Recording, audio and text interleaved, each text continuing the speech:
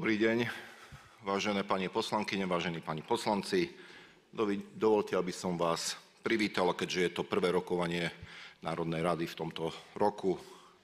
Dovolím si vám zaželať všetko najlepšie, veľa zdravia, šťastia a hlavne pracovných a osobných úspechov. Otváram rokovanie 27. schôdze Národnej rady Slovenskej republiky, ktorá bola zvolaná podľa článku 83 odsek 2 ústavy a paragrafu 17 odsek 2 zákona o rokovacom poriadku.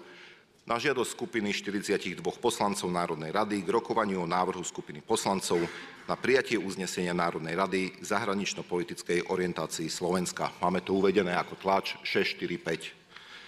Najprv vás poprosím, aby sme sa prezentovali a zistili, či sme schopní sa uznášať.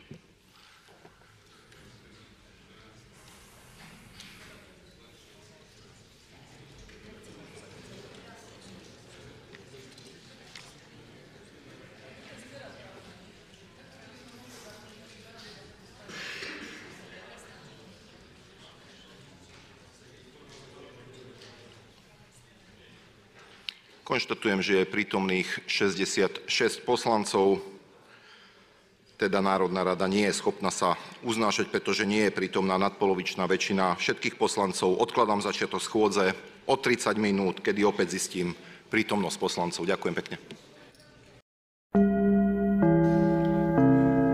Vážené pani poslankyne, vážení pani poslanci, budeme skúšať sa opäť prezentovať, aby sme zistili, či sme uznášania schopní. Prosím, aby ste sa prezentovali.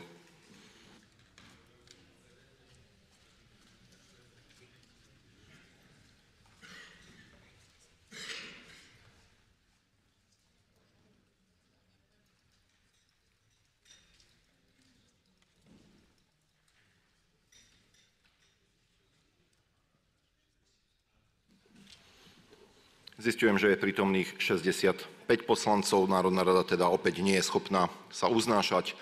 Odkladám začiatok 27. schôdze na zajtra, teda 15. januára 2025 o 10. hodine. Ďakujem pekne.